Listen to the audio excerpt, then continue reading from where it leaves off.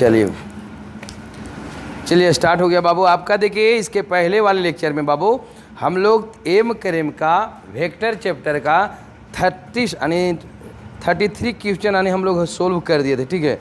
38 आज हम लोग बनाएंगे, 38 है कि नहीं, मतलब 38 हमें देखना है, क्लियर। मतलब 38वां क्वेश्चन हमें बनाना। बोला गया बाबू यदि vector a comma vector b तथा वेक्टर सी पर परस्पर लंबवत सदिश है, मतलब वेक्टर ए वेक्टर बी और वेक्टर सी जो है तीनों लंबवत सदिश हैं, तो c cross a cross b का मान ज्ञात करें। देखिए 3 सदिश बोला, तीनों लंबवत है यानी म्यूचुअली परपेंडिकुलर। एक मतलब होगा बाबू कि आपका vector a vector b vector c जो है वो तीनों एक दूसरे पर लंबवत होगा। चला तो मान लो तीनों अलग अलग, तीनों एकदम बिल्कुल एक अक्ष और एक वाई अक्ष पर होगा। मान लेते थोड़ा समझ लिए 3 सदिश बोला गया है, तीनों बोला गया लंबवत है। इधर अगर हम मान ले एक्स चला, इसको वाई, तीनों लंबवत है चला, तीनों सदिश। तो एक पर मान लो ए होगा, समझ लीजिए, इस पर मान लेते हैं बी होगा और इस पर हम सी मान लेते हैं। क्लियर है कि नहीं, यानी तीनों सदिश तीनों अक्ष पर होगा तभी ना तीनों लंबवत कहलाएगा बाबू। कब संभव, जो तीनों यानी एक होगा एक्स अक्ष पर, दूसरा रहेगा वाई अक्ष पर, तीसरा है जेड अक्ष पर, तो हमारे पास कहलाएंगे तीनों लंबवत है। तो बताना है चला एक मतलब हुआ ए हुआ वो एक्स अक्ष पर है, इसके लिए हम चाहें तो आई कैप लिख सकते हैं। चला इसको हम जे कैप लिख सकते हैं, यूज कर सकते हैं एकांक सदिश के रूप में। अगर हम इसको के कैप लिख सकते हैं, क्लियर। तो हमें निकालना क्या, देखिए चला सी क्रॉस ए क्रॉस बी, क्या ज्ञात करना है चला, सी क्रॉस ए क्रॉस बी, ये हमें फाइंड आउट करना। तो सी के जगह पर मान लिया जाए, ले रहे हैं चला सी आपको के कैप, यूनिट वेक्टर मान लेते हैं सबको, यानी इसके पर आई तो एक यानी क्रॉस से प्रोडक्ट ने एकांक सदिश के रूप में करना पड़ेगा। चला तो यहाँ पर मान लेते हैं सी को के कैप, क्लियर।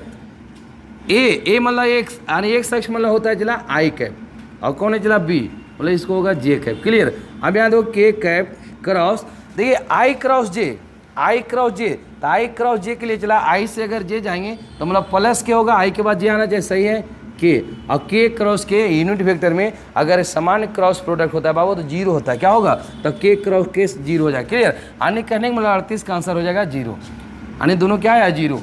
आपको 39 देखिए, आधा घंटा में आपका लास्ट कदम खत्म कर देना है, 50 तक चल जाना है। 38 में बोला 38 बन गया, चला 39 में बोला गया है वेक्टर ए तथा वेक्टर बी दो सदिश इस प्रकार हैं कि इनके परिणामी, समझ लीजिए दो सदिश ए और बी इस प्रकार हैं कि इनके परिणामी वेक्टर ए पर लंबवत है। सुनिए आर जो है दोनों सदिश का जो परिणामी है वेक्टर ए पर लंबवत है तथा ए के बराबर है, मतलब परिणामी जो ए के लंबवत है वो ए के ही बराबर है, तो बी का परिमाण ज्ञात करना है। बढ़िया क्यों जाने कि नहीं, दो सदिश बोला गया चला ए और बी है, जिसका जो परिणामी है जो आर होगा वो वेक्टर ए के लंबवत है, मतलब ए पर लंबवत है, तो बी का परिमाण ज्ञात करना है। मतलब समझ लीजिए चला एक मतलब हुआ कि मान ली इधर हम ए मान लेते हैं, क्या मानते बाबू, इस सदिश आपका ए है, आपका बी कहीं होगा, लेकिन आर बोला इसके लंबवत है, पहले आर बनाते हैं, कोई दिक्कत, आर बोला इस पर लंबवत है, आर हुआ। अब एक मतलब चला बी पूछ रहा है, बी का मान बताइए, तो गारंटेड है चला हम जानते हैं समांतर चतुर्भुज के योग के नियम में कि दो सदिश के बीच में आर आता है, क्या आएगा, अगर दो सदिश एक दूसरे के टेल पर रखा रहेगा बाबू तो हमारा जो आर होता है दोनों सदिश के बीच में आएंगे। इसका मतलब हुआ कि आर ए है, एक मतलब इधर बी रहेगा तभी ना ए और बी के बीच में आर कहलाएगा, एक मतलब फिक्स होगा बाबू कि आपका बी इधर होगा, क्लियर। हम इधर मान लेते हैं कि इधर मान लो बी होगा, कहीं पर होगा अभी पता नहीं किधर होगा, ये मान लेते हैं कि आपका बी है, क्लियर। ये क्या मान लेंगे बाबू, बी है, बी ए का परिमाण ज्ञात करना। और आर का जो परिमाण है वेक्टर आर का जो परिमाण है वो आर बराबर जो होगा चला वो एक के बराबर है, एक के परिमाण के बराबर, क्लियर। अब हम थोड़ा सा ध्यान दें तो हमें निकालना बी का परिमाण, इसको हम ए मान लेते हैं, क्लियर। अब बताओ चला तो समांतर चतुर्भुज के योग के नियम में होता है कि दोनों सदिशों के बीच में आपका रहेगा रिजल्टेंट, तो हम क्या करें कि दोनों काल्पनिक हम समांतर रेखा खींच सकते हैं, इसके हम काल्पनिक ऐसे खींच सकते हैं, बिल्कुल उसी प्रकार फिगर बाद में बना ली यानी फ्रेज बना लीजिएगा। ये हमारा यहाँ पर काल्पनिक रेखा खींचेंगे, ये आपका ये हो जाएगा, ये आपका आर है जो एक के बराबर है, यहाँ पर कितना कोण है 90 डिग्री बोला है, 90 डिग्री आर है जो सदिश एक पर लंबवत है और एक के बराबर है। अब बताइए ये ए इसका भी वैल्यू ये है, इसका भी परिमाण ये होगा, आर का भी परिमाण एक के बराबर है, मतलब चला एक तरह से एक त्रिभुज बना, इसमें दो भुजा बराबर है और एक कोण 90 है, एक मतलब दोनों कोण भी आपस में क्या होगा बराबर, आपस में बराबर होने मतलब दोनों कोण बराबर होंगे। और त्रिभुज में तीनों कोणों का जो 180 होता है उनमें से एक कोण 90 डिग्री है, एक बाकी जो दो कोण में बचा उसका भी 90 होगा, वो भी दोनों बराबर बराबर होगा, एक 45 45 डिग्री, कितना कितना कोण आएगा, ये आपका 45 डिग्री आ जाएंगे, ये भी कितना आ जाएगा 45 डिग्री। यहाँ तक कोई क्लियर, ये कोण निकल गया। अब ध्यान दीजिए, इसके हम यहाँ समानांतर खींचे बाबू, तो यहाँ पर 90, तो यहाँ पर भी कितना बनेगा 90 डिग्री, यहाँ भी कोण बना है 90 डिग्री। क्लियर। अभी जो 90 है, तो यहाँ देखिए ए है, तो यही वाला वैल्यू नहीं आएगा रे, समानांतर जो खींचे तो ये और ये बराबर हुआ, तो एक मतलब ई और ई दोनों भी आपस में बराबर हो गया। ध्यान दिया, अभी त्रिभुज में हम काम करते हैं, ए वाला त्रिभुज में, तो ई और ई भी ए है, आर का भी मान 1 के बराबर है, तो ये दोनों भुजा बराबर, तो जब ये दो भुजा बराबर, ये दोनों कोण भी आपस में क्या होगा, बराबर होगा। क्लियर।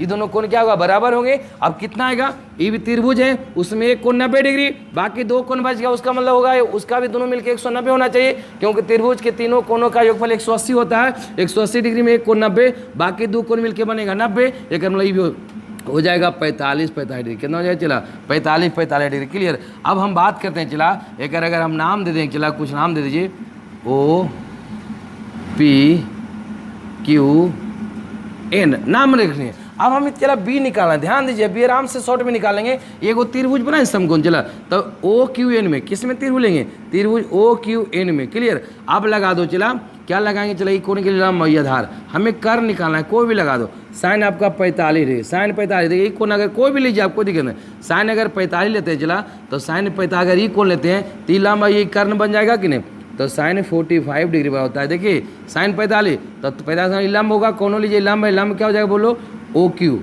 और कर्ण क्या हो जाएगा बोलिए, कर्ण तिरछे वाला कर्ण कहलाएगा ओ एन। क्या कहलाएगा बाबू, साइन 45 का मान 1/√2 ओ क्यू। ओ क्यू का मान आर है, आर ए के बराबर है, क्या बोला, ए के बराबर है, तो ओ एन बराबर, चला ओ एन आपका वैल्यू बी रख सकते हैं। ध्यान दीजिए, ओ एन का मान क्या है, बी आपको निकालना है। चला अब देखिए क्या करेंगे, सॉरी कहाँ गए, ठीक था है, अच्छा क्रॉस मल्टीप्लाई कीजिए, तब बी बराबर क्या √a2 आ गया, a√2, बी क्रॉस मल्टीप्लाई कीजिए, बी बराबर a√2 आया, क्या गया, बी बराबर a√2। क्लियर है। एक बार फिर से समझ लो, बोला गया कि दो सदिश ए और बी हैं, जिनका जो परिणामी है वो पहला सदिश एक के लंबवत है और एक के बराबर है, तो हम एक पर लंबवत आर लिए हैं और आर का मान एक के बराबर कर दें। क्लियर। अब हम जानते हैं चला कि दो सदिश का जो योगफल होता है, परिणामी होता है, वो दोनों सदिश के बीच से जाते हैं। एक मतलब ये आर जो होगा वो दोनों सदिश के बीच में होना चाहिए, तो ये इधर है, इसको बीच करने के लिए मतलब आर के बाहर ने भी होगा, चला तो हम इधर भी ले लें। क्लियर। अब क्या होना, समांतर चतुर्भुज के योग के नियम में ऐसा होता है, तो ले चला इनके समानांतर हम काल्पनिक रेखा खींचेंगे,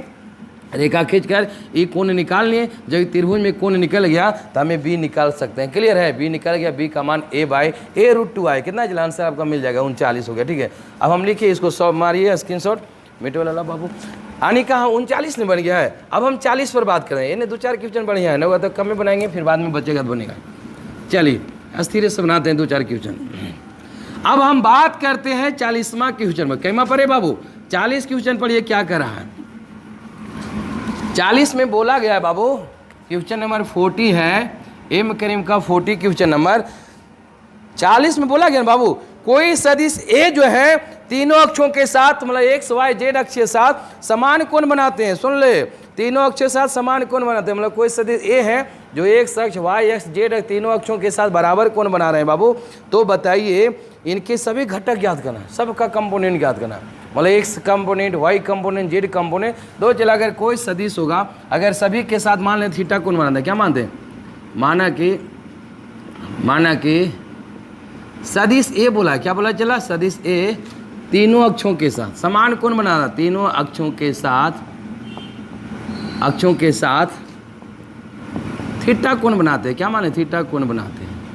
अब बताओ चला तीनों अक्ष के साथ कोण थीटा बन रहा है, तो बताया कि जिस अक्ष के साथ कोण बनेगा उधर कॉस में कंपोनेंट उठेगा, तो तीनों अक्षों के साथ कोण बन रहा है बाबू। मान लिया जाए, जैसे फिगर भी अगर समझने की कोशिश कीजिए, इधर मान लेते हैं एक्स अक्ष, इधर क्या मान लेंगे वाई अक्ष, और जेड अक्ष भाई देखिए थोड़ा समझ लीजिए, जेड अक्ष होता है भाई, यानी जेड अक्ष इधर लंबा होता है, ध्यान दीजिए इधर होता है। अब मान लो कोई सदिश बीच में गया, चला ऐसा कि तीनों देखिए, यहाँ जेड इधर होता है फिगर के अनुसार, 3D में इधर होता है, फिगर हम लोग बना लेते हैं यानी इधर नहीं भाई, लेकिन ऐसे नहीं होता है जेड अक्ष। अब बताओ ये कोई सदिश के बीच से गया होगा, ताकि सब अक्ष के साथ कोण बराबर बन रहा है, तो मान लो सब के साथ थीटा बनेगा। चला तो क्या बोले थे, जिधर जिधर कोण लगा रहेगा उधर उधर उस अक्ष में कॉस में टूटेगा कंपोनेंट, तो तीनों अक्ष के साथ कोण लगा हुआ, चला तीनों अक्षों के साथ क्या है, थीटा कोण बना रहा है। एक मतलब हम कह सकते हैं चला कि इसका एक्स कंपोनेंट भी होगा एक कॉस थीटा, क्या मान लेते हैं, एक्स भी हो जाएगा एक कॉस थीटा, आई लिख सकते हैं, एक्स अक्ष में दिशा अगर लगाना है, दूसरा कंपोनेंट इधर आ जाएगा एक कॉस थीटा भी आ जाएगा, इधर भी हो जाएगा एक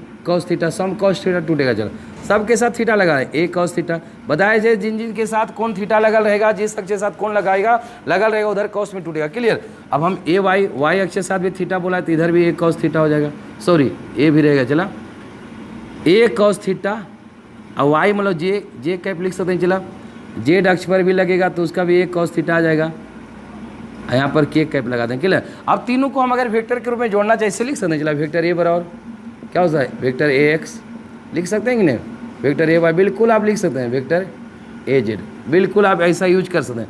वेक्टर ए बराबर चला क्या एक्स का मान क्या रखें बताओ, ए कॉस थीटा आई बोला ए कॉस थीटा आई तीनों रहेगा। चला सॉरी जे कैप बोला ए कॉस थीटा के कैप ऐसा लिख सकते हैं कि नहीं, देख लीजिए आराम से।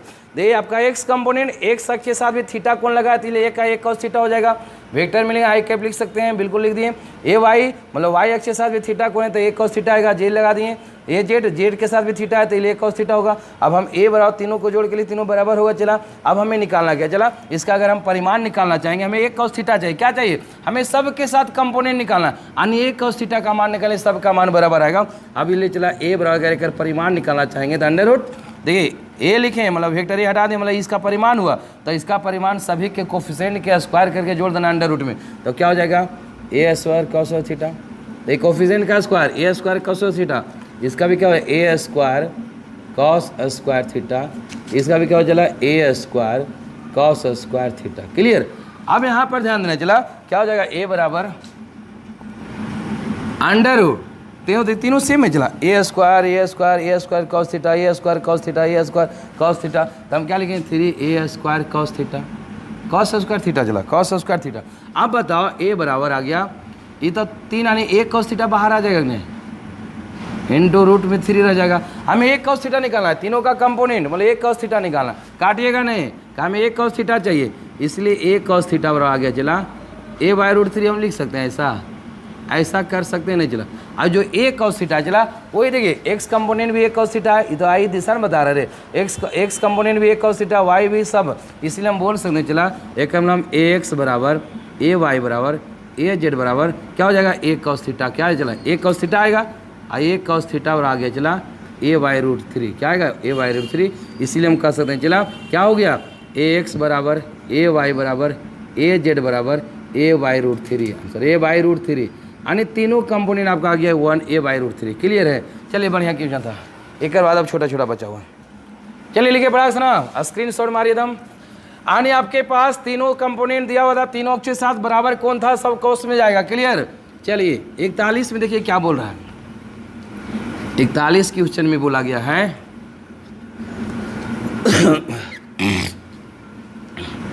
यानी आपके पास तीनों अक्षों के साथ समान कोण दिया हुआ चला तो थीटा मान लेंगे तो सभी दिन कौन से थीटा ने कंपोनेंट टूटेगा रे, तो एक कॉस थीटा निकालना है मतलब एक कंपोनेंट निकालना है, वाई में भी एक कॉस थीटा आएगा तो सब का मान समान आएगा।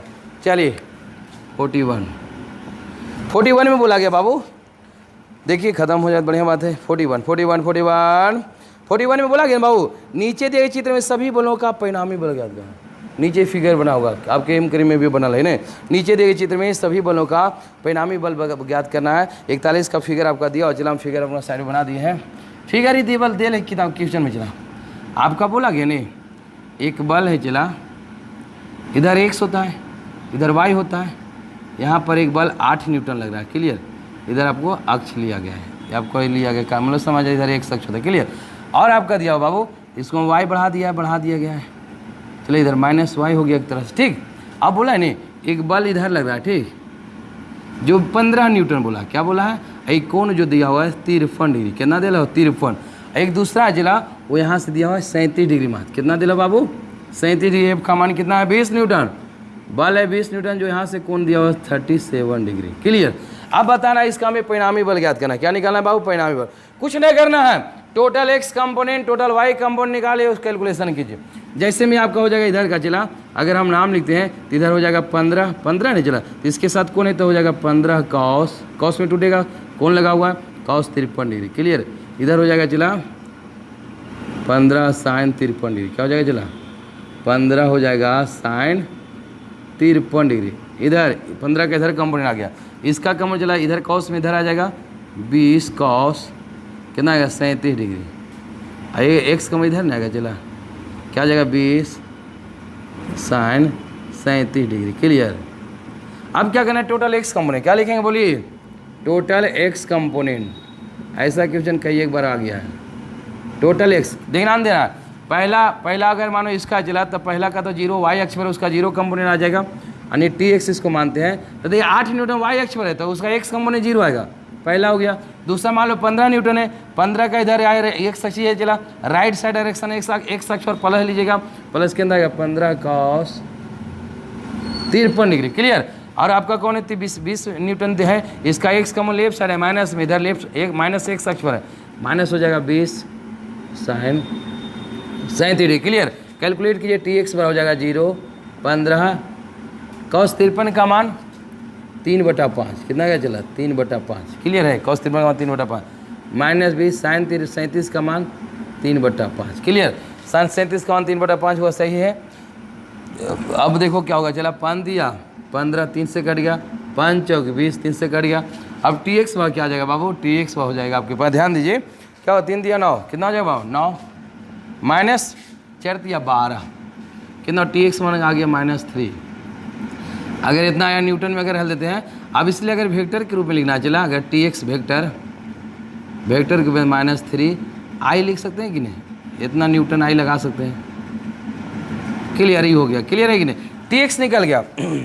साइंस 3/5 ठीक है। क्लियर। अब हमें निकालना है टोटल वाई कंपोनेंट, क्या निकालेंगे बाबू, total y component. Total y component ज्ञात करना है, इसको हम टी वाई मान लेते हैं। क्या मान लेते हैं, देखिए ये 8 डायरेक्ट पहला 8 है तो ये वाई अक्ष पर है, ये ऊपर में प्लस, और दूसरा कंपोनेंट वाई अक्ष पर क्या है, ऊपर भी जाएगा प्लस हुआ 15 साइन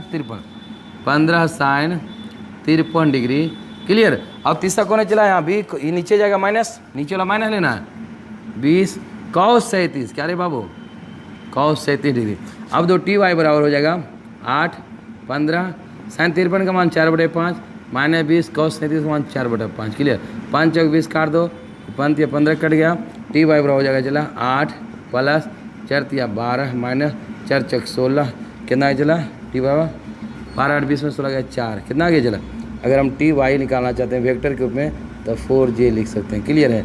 अब चला देखिए टी एक्स और टी वाई निकल गया, इसीलिए आर बराबर, अब क्या निकालना है चला परिणामी, इसलिए आर बराबर हो जाएगा चलो वेक्टर में t x plus t y. Clear है। ऐसा कई क्वेश्चन कर चुके हैं।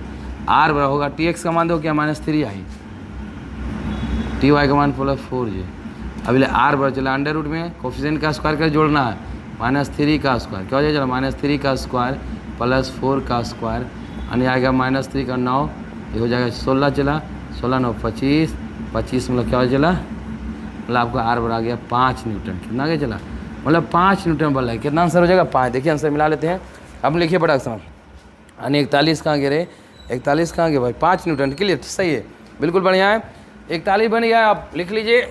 अब हम लोग 42 पर बात करते हैं।